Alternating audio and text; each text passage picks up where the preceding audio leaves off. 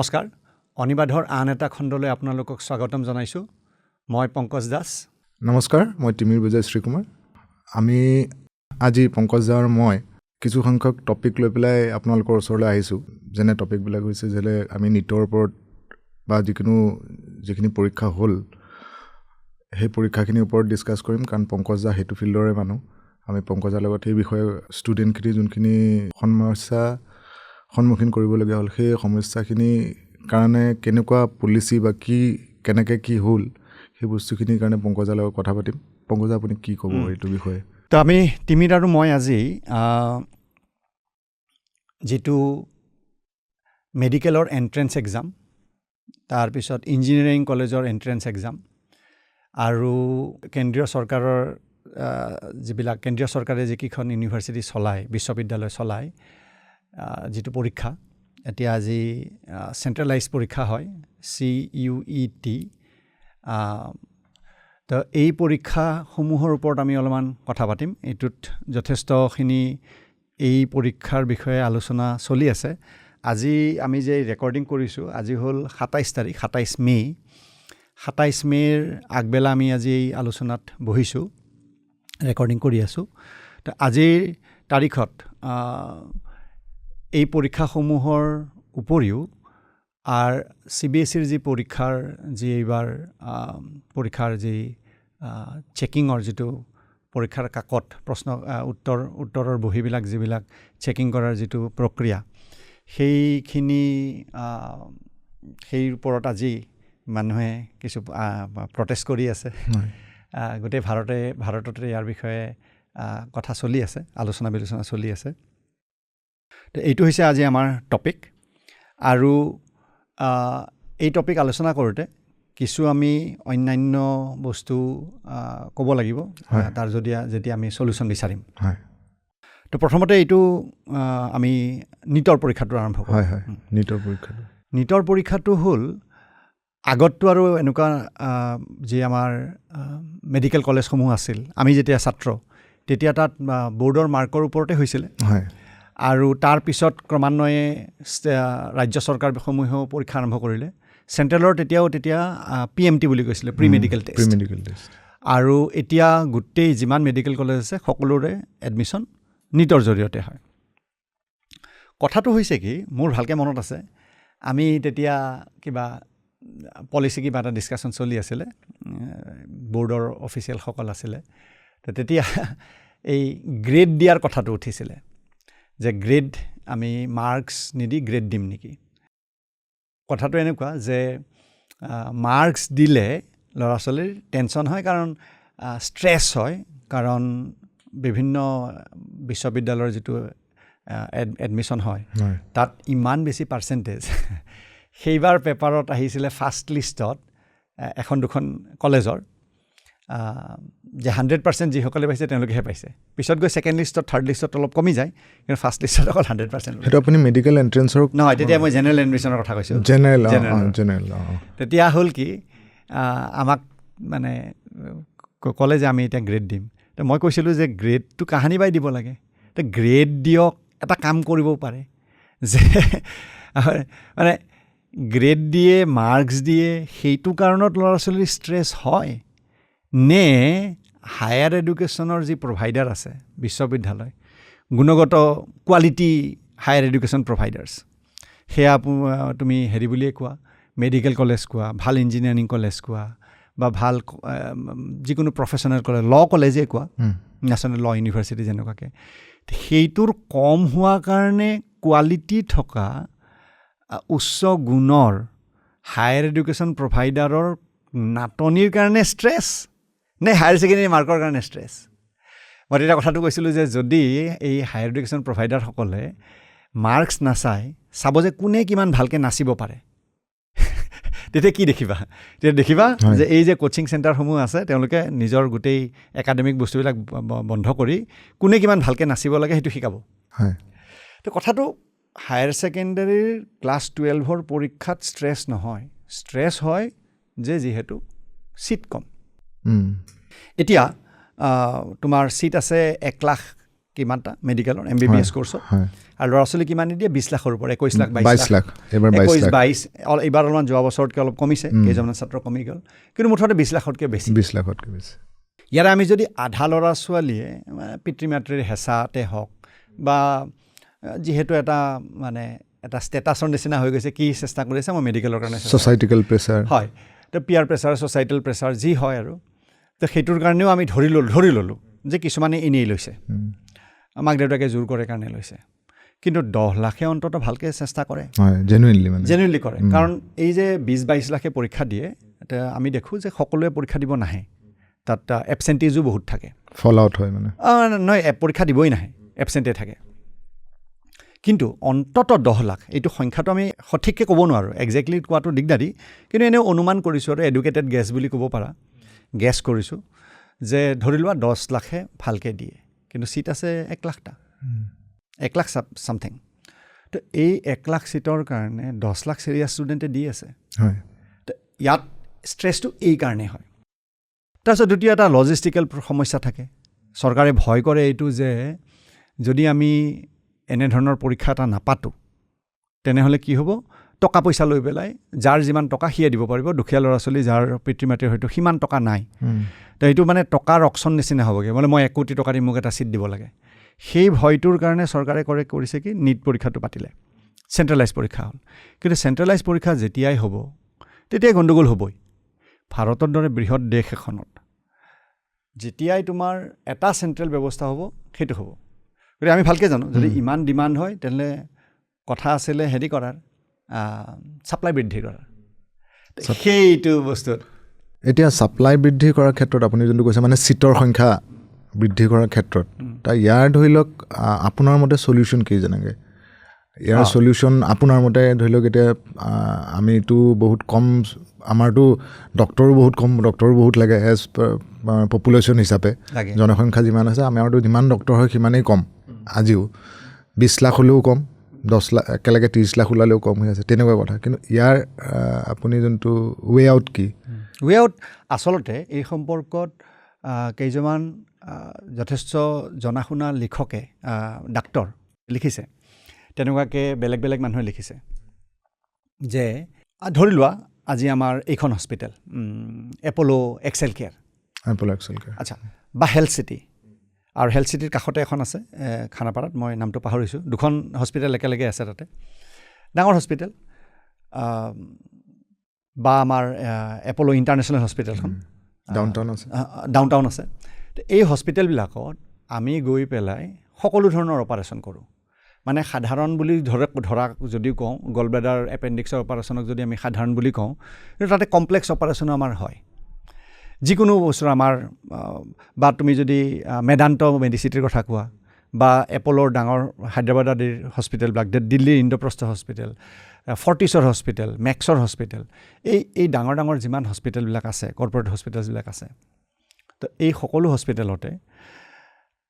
একেবাৰে আটাইতকৈ কমপ্লেক্স যিবিলাক বেমাৰ মানে ধৰি লোৱা আমাৰ এছিয়ান হাৰ্ট হস্পিটেল তাত মনত আছেনে আমাৰ আগৰ মুখ্যমন্ত্ৰী প্ৰয়াত তৰুণ গগৈ তেখেতে নিজৰ হাৰ্টৰ অপাৰেশ্যন কি অসুবিধা হৈছিল মোৰ এই মুহূৰ্তত মনত নাই কিন্তু তেওঁৰ হাৰ্টৰ যিটো ট্ৰিটমেণ্ট আছিলে এছিয়ান হাৰ্ট হস্পিটেলত কৰিছিল সেইখন এখন প্ৰাইভেট হস্পিটেল মুম্বাইত তো তেনেকুৱা ভাৰতত বহুত ডাঙৰ হস্পিটেল আছে তাত আমি গৈ পেলাই নিজৰ কলিজা হাৰ্টটো কাটিব দিওঁ মগজু কাটিব দিওঁ কিডনী কাটিব দিওঁ সকলো ধৰণৰ অংগ প্ৰত্যংগ মেজৰ অৰ্গেন আমি কাটিবলৈ দিওঁ অপাৰেশ্যন কৰিবলৈ দিওঁ আমাক অচেতন কৰি দিয়া হয় আৰু সেই হস্পিটেলৰ ডাক্তৰে আমাৰ ওপৰত অপাৰেশ্যন কৰে কিন্তু সেই হস্পিটেলসমূহত আমি ছাত্ৰ ছাত্ৰীক পঢ়াব নিদিওঁ এতিয়া অতি সহজতে একজেক্টটো কোৱা টান মই এটা অকণমান চাৰ্চ কৰিছিলোঁ যে আমাৰ যিটো মেডিকেল কাউন্সিলৰ যিটো নিয়ম মেডিকেল কাউন্সিল অফ ইণ্ডিয়াৰ যে 50টা ছিট হ'বলৈ হ'লে 220টা বেড থাকিব লাগিব বা যদি 250 ছিট হয় যেনেকৈ এনে কেপিং থাকে 150 কিন্তু স্পেচিয়েল পাৰ্মিশ্যন লৈ পেলাই মেডিকেল কাউন্সিলে দিয়ে আৰু এতিয়া লেটেষ্ট এই বছৰে তেওঁলোকে মেডিকেল কাউন্সিলে নিয়মটো সলাইছে যে 150তকৈ বেছি দিব কেৱল বেড ছেট থাকিলেই হ'ল এতিয়া DY পাটিল যেনেকৈ হস্পিটেলখন আছে পুনেত তাতে মোৰ বন্ধুৰ ছোৱালী এজনী এইবাৰ পাছ কৰিছে তাতে পঢ়ি আৰু এজনে পঢ়ি আছে আৰু এজন বন্ধুৰ ছোৱালী তাতে পঢ়ি আছে তেওঁলোকৰ ছিট বহুত 2,000-2,500 কিবা ছিট আছে তেওঁলোকৰ 2,000মান ছিট আছে আৰু তেওঁলোকক 250 ছিট দিয়া হৈছে তেতিয়া যেতিয়া বেছি ছিট হয় তেতিয়া প্ৰায় 3.6 বেড মানে 3-4খন বেডৰ এটা ছিট দিব পাৰে আৰু যদি 50টা হয় তেনে 4.4 বেডত এটা হৈ যায় তাৰমানে 220খন বেডত যদি 50টা ছিট হয় তেনে 4.4 বেডছ লাগে এটা ছিটৰ বাবে তো ভাৰতত 100 ছিটৰ হস্পিটেল কিমান আছে কিমানটা হস্পিটেল আছে তো এইটো গোটেই তথ্যটো মেডিকেল কাউন্সিলৰ হাতত থাকিব কিন্তু এনেই যিটো গভৰ্ণমেণ্টৰ এমপেনেল থাকে বিভিন্ন আয়ুষ্মান স্কিম এইবিলাক তাত 3,000ৰ ওপৰমান আছে তাৰপিছত প্ৰাইভেট হস্পিটেল 11-12,000 ভাৰতত আছে তাৰপিছত ডাঙৰ হস্পিটেল 500 ছিটতকৈ ওপৰ 400-500 হস্পিটেল আছে এই সকলো হস্পিটেলবিলাকত যদি আমি 3-4টা বেডৰ বাবে এটা মেডিকেলৰ ছিট উলিয়াওঁ তেনেহ'লে 5 লাখ ছিট আমি যাব পাৰোঁ 5 লাখ ছিটলৈকে আমি মানে এতিয়া ভাৰতবৰ্ষত বৰ্তমান চৰকাৰে যদি নিয়ম এলাউ কৰে মানে ৰেগুলেশ্যনছখিনি যদি খুলিলে আপুনি কৈছে 5 লাখ ছিটলৈকে আমি যাব পাৰোঁ পাৰ ইয়াৰ যাব পাৰোঁ আৰু এইটো তথ্য যিহেতু আমাৰ হাতত এইটো একজেক্ট তথ্যটো নাই গতিকে সেইটো 4 লাখ হ'ব পাৰে এইটো 6 লাখ হ'ব পাৰে কিন্তু মোটামুটিভাৱে আমি 4 গুণ 5 গুণ ছিটৰ সংখ্যা আমি বৃদ্ধি কৰিব পাৰোঁ 5 লাখ ছিট হৈ যাব পাৰে এতিয়াই হ'ব পাৰে যেনেকৈ নাৰ্ছিঙত আগতে প্ৰাইভেটক দিয়া নাছিল কিন্তু আজি হস্পিটেলবিলাকে নিজৰ নাৰ্ছিং কলেজ খুলিব পাৰিছে তেনেকুৱাকৈ আমি কোনো এনেকুৱা কাৰণ নাই যে আমি এপ'ল' এক্সেল কেয়াৰে হওক বা এপ'ল' ইন্দ্ৰপ্ৰস্থ হওক বা আমাৰ মেদান্ত মেডিচিটি হওক এই যিবিলাক হস্পিটেল আছে এওঁলোকে MBBS কোৰ্চটো পঢ়াব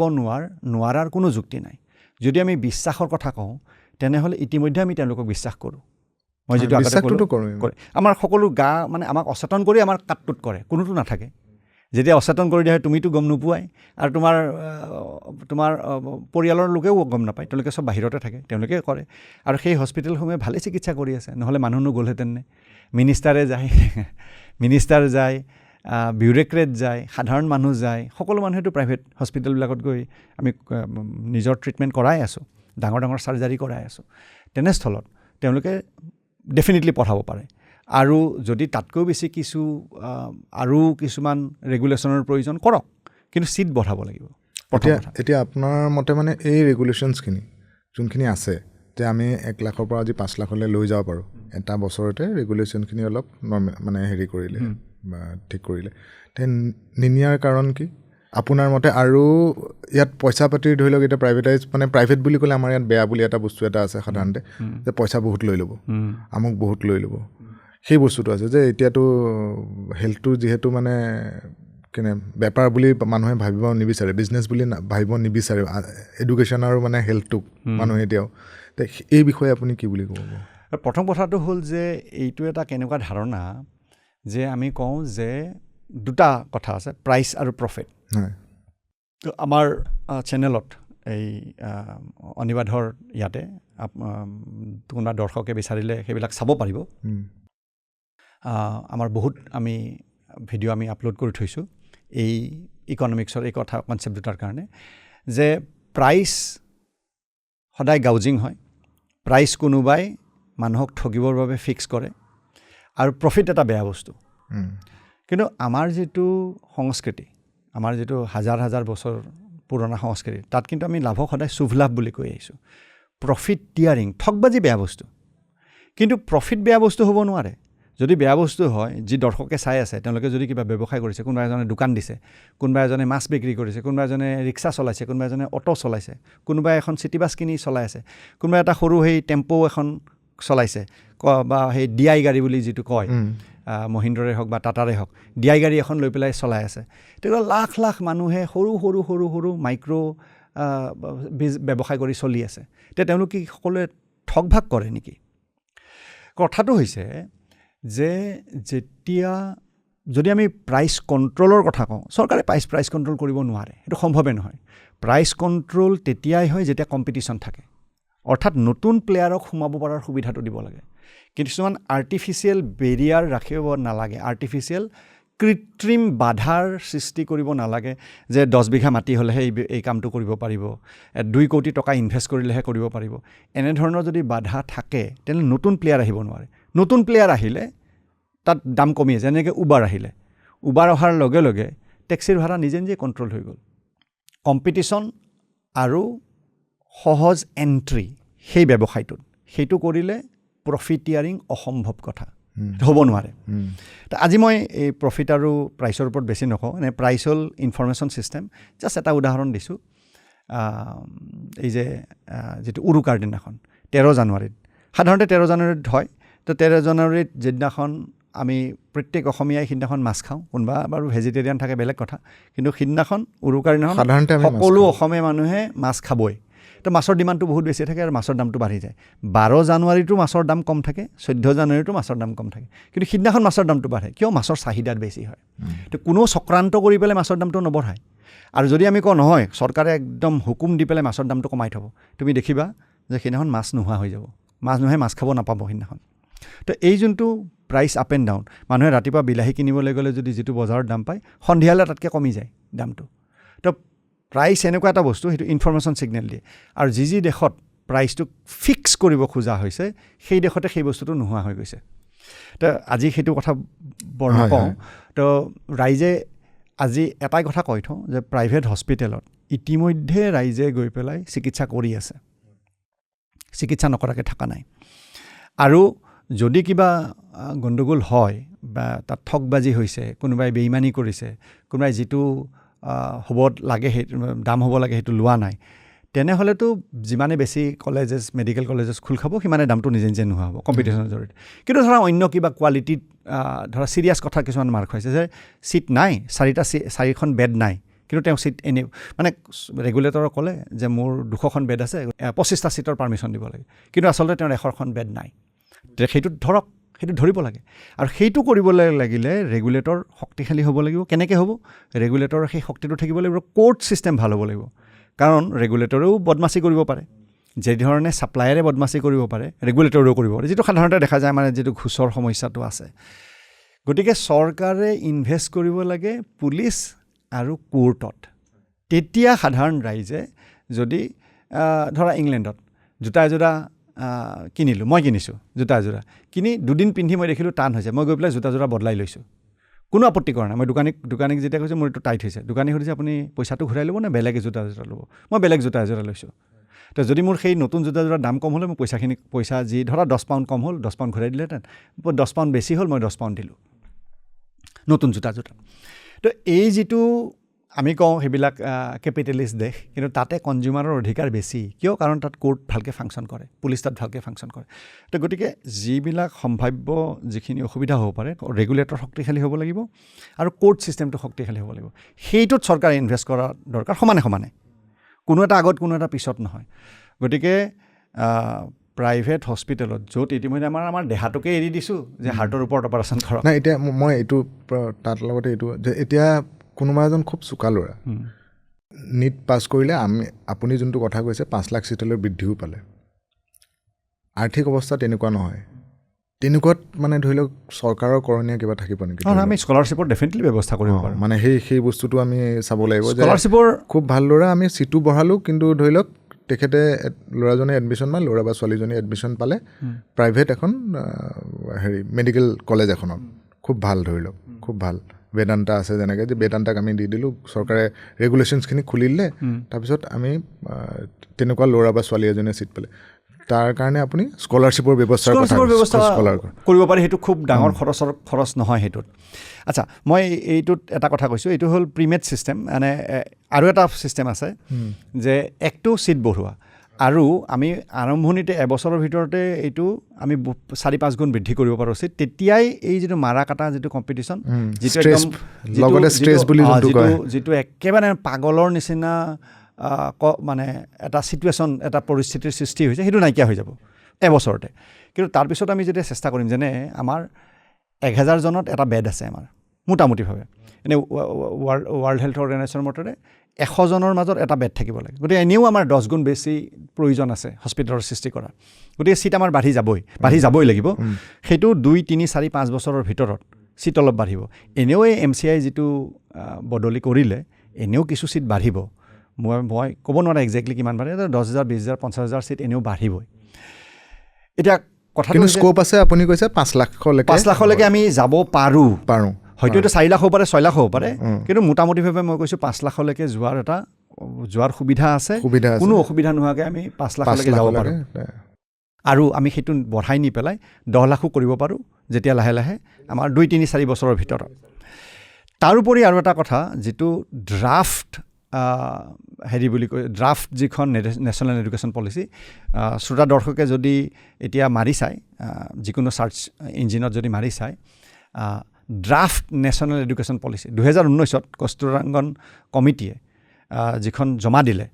চেয়াৰমেন কস্তুৰাংগন তেখেতে যিটো জমা দিলে তেওঁলোকে সেই কমিটিয়ে যিটো জমা দিলে মিনিষ্ট্ৰীক জমা দিলে 2019ত আৰু মিনিষ্ট্ৰীয়ে যেতিয়া পাছ কৰিলে সেইখন 2020ৰ নেশ্যনেল এডুকেশ্যন পলিচি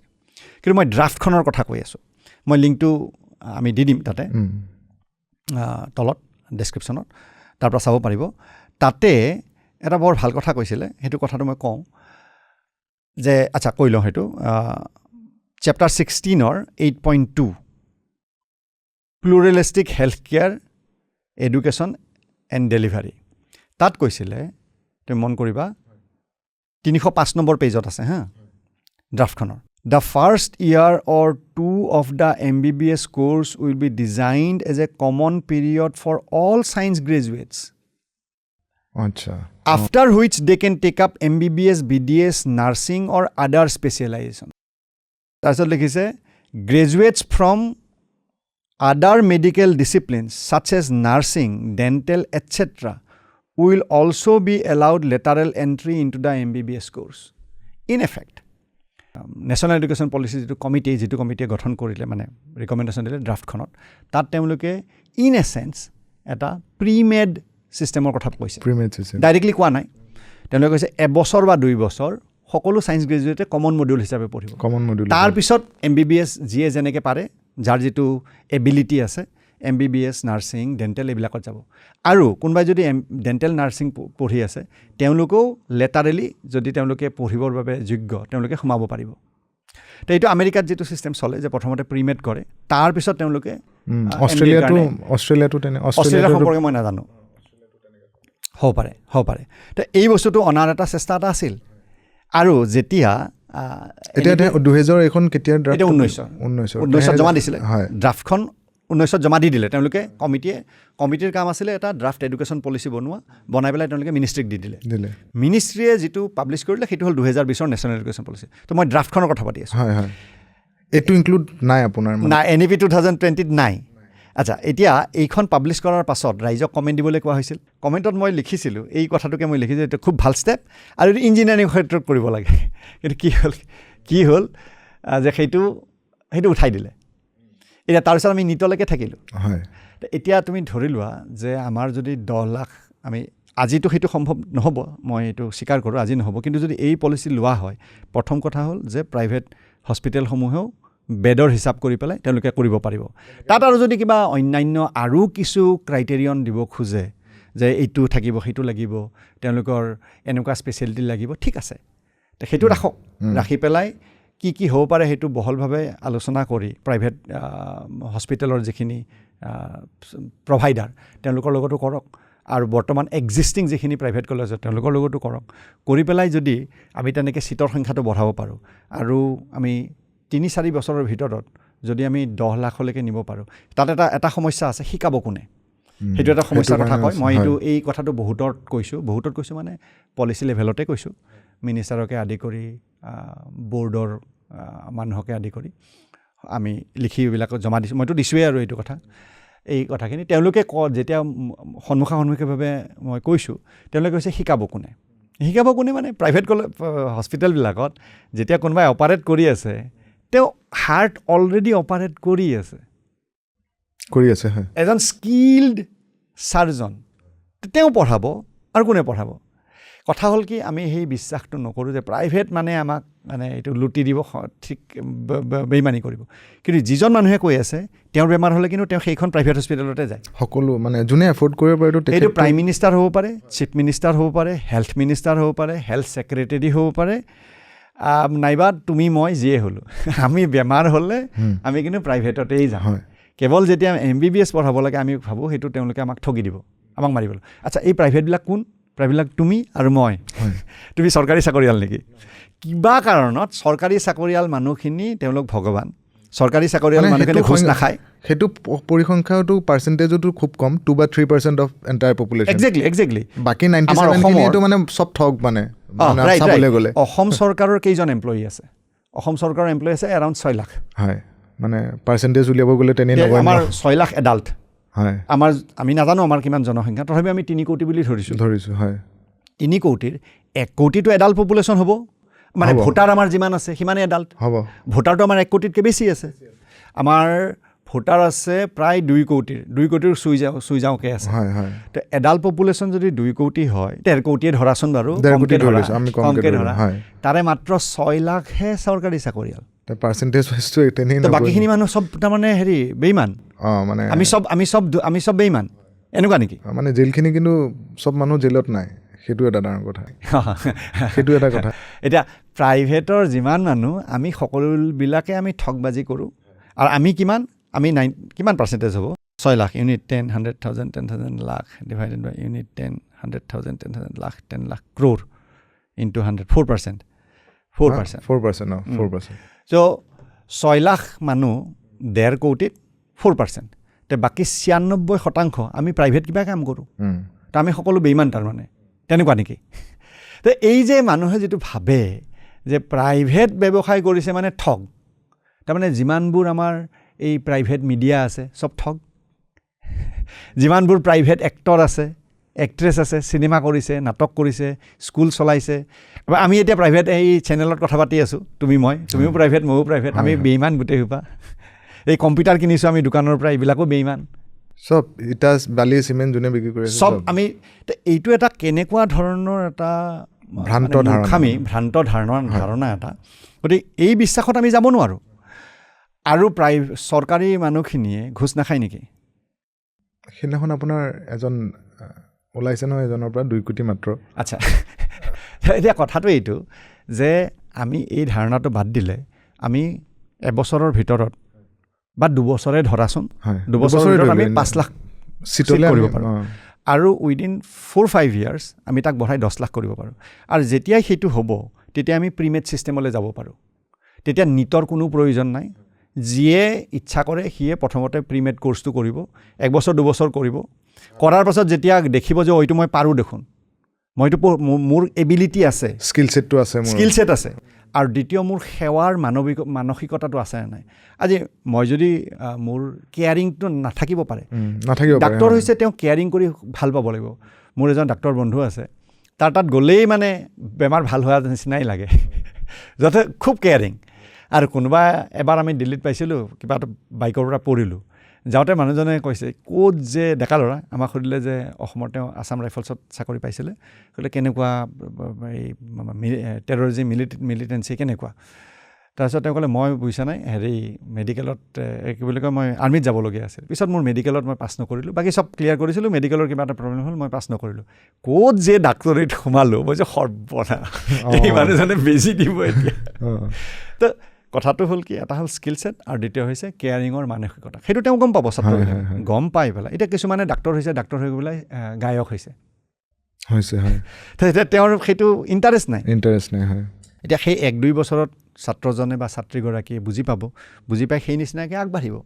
তেতিয়া এই যিটো এণ্ট্ৰেঞ্চৰ কোচিঙৰ এইবিলাক যিবিলাক আছে গোটেই বস্তুখিনিয়ে নাথাকিব যিটোত ইংগিত দিছিলে তাৰপিছত ড্ৰাফ্টখনত কৈছিলে যে এনেকুৱা কৰিব পাৰি এনেকুৱা কৰিব লাগে সেইটো আছিলে ড্ৰাফ্ট নেশ্যনেল এডুকেশ্যন পলিচি তাৰপিছত সংখ্যা বঢ়োৱাৰ ক্ষেত্ৰত কৈছিলে ইনক্ৰিজিং সেইটো হ'ল এইটো 306 নম্বৰ পেজত 8.6 P16 চেপ্টাৰ 16ৰ 8.6 increasing the intake of students in health care education ইয়াত কৈছে দ্য 600 অৰ ছ' district hospitals in the country will be upgraded to teaching hospitals এইটো প্ৰচেছ চলি আছে এইটো এই বস্তুটো চৰকাৰে ভাল কাম কৰিছে বুলি মই ভাবোঁ যে বিভিন্ন হস্পিটেলসমূহ আপগ্ৰেড কৰি আছে এইটো কৰাটো দৰকাৰ কিন্তু সেইখিনিৰে সেই 600খন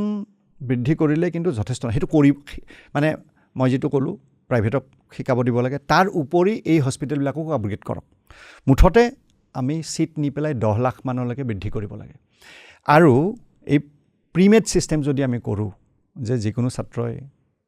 পঢ়িলে 1 বছৰ বা 2 বছৰ যিটোৱে উচিত বিবেচনা কৰা হয় তাৰপিছত তেওঁ MBBS কোৰ্চটো প্ৰপাৰ হস্পিটেলৰ যিবিলাক থাকে আৰু যিখিনি সেইখিনি কাম আৰম্ভ কৰিলে তেনেধৰণে যদি কৰা হয় তেনেহ'লেহে আমি এই ৰুট কজটোলৈ আমি তেতিয়াহে আমি এতিয়া এই এনালাইচিছটোৰ দ্বাৰা আমি ৰুট কজটো দেখাইছোঁ ৰুট কজটো হ'ল লেক অফ এনাফ ছিটছ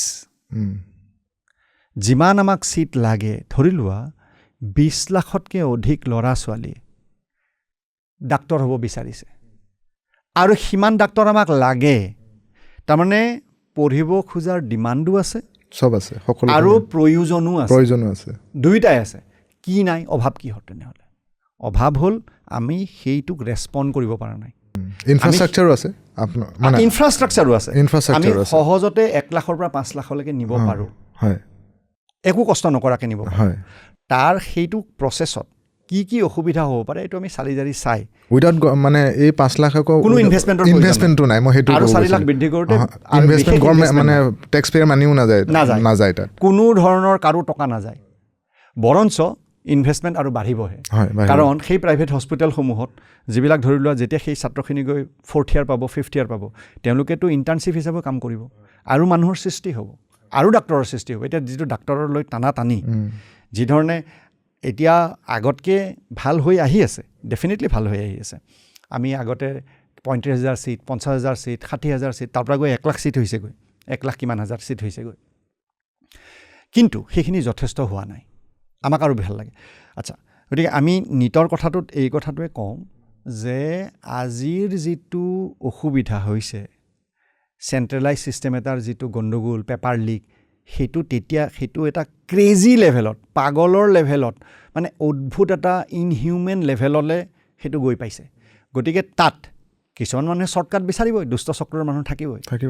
তাতে তেওঁলোকে সদায় চেষ্টা কৰি থাকিব যদি